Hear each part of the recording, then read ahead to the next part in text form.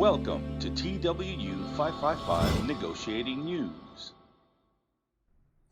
Hello, brothers and sisters, and welcome to this edition of Negotiating News. I'm Robbie Gadd. And I'm Jesus Gomez. And we want to thank those of you who submitted emails through our website at twu555.org. Today we've invited our Communications Director, Eric Peterson, to address those frequently asked questions with the committee. Melvin, what happens when the committee receives an email? We first verify that the sender is a member of Local 555.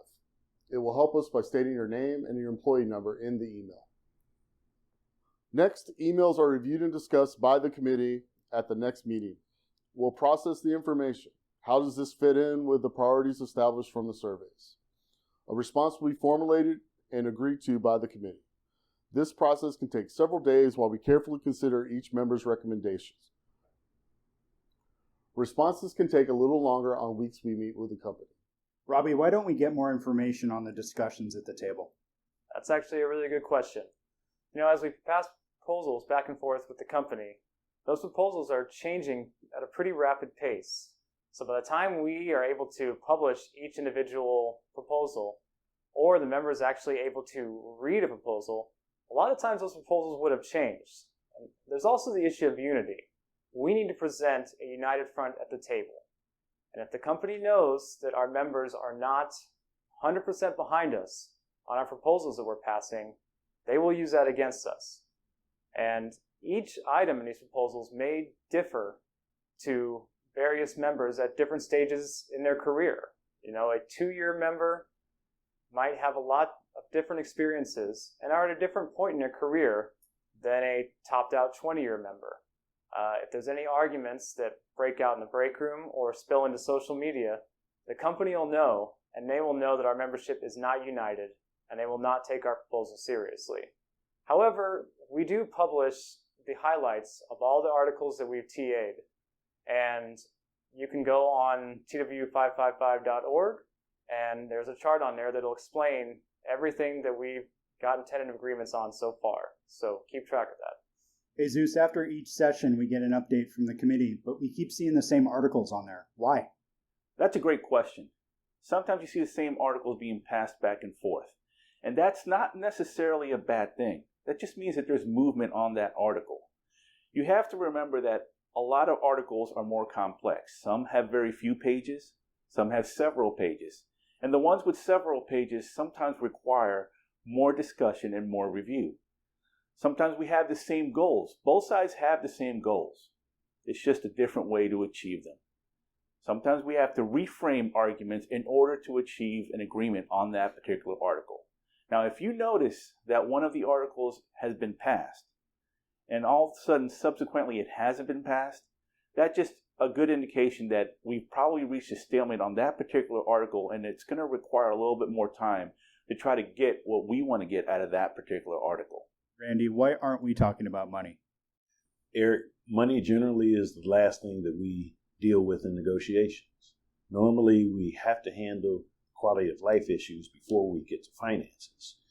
When we start dealing with money, when we start dealing with the economic package, there are a lot of factors that come into play.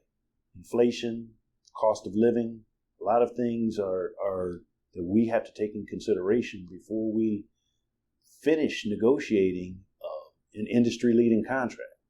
Our members have a high worth, a high value, and they deserve an industry-leading contract, one that they can be proud of. You've addressed some of the members' concerns, but how can they support the committee during the process? The members are the most important factor involved in our negotiations. There's going to come a time when we're going to have to information picket. We need the members to show up and show out. Right now, before we get there, we need the members to actually educate and inform themselves on the current contract. There's no way that you will know the benefits of the changes unless you know the language now. It's important that our members read that contract, ask questions now, so when we come to them with any changes that we're making, improvements that we're trying to make, they're going to be able to recognize why. We have 15,000 plus members, going on 16,000. We need all of them to be involved because it involves all of us. Our livelihoods are at stake here. So without everybody, we won't get what we deserve. During these negotiations, we are committed to keeping you informed through multiple means of communication. To find out the most recent developments, visit twu555.org and sign up for email and text messaging notifications. You can also subscribe to our YouTube channel and follow us on Instagram. Lastly, check out our Locals podcast, In the Break Room, on Apple Podcasts and Spotify. Communication is a two-way street. We want to hear from you. If you wish to send us any suggestions or contact your negotiating committee, we can be reached at negotiatingcommittee@twu555.org. Thank you for watching this edition of Negotiating News. Stay strong, United and involved. Thank you for watching TW555 Negotiating News.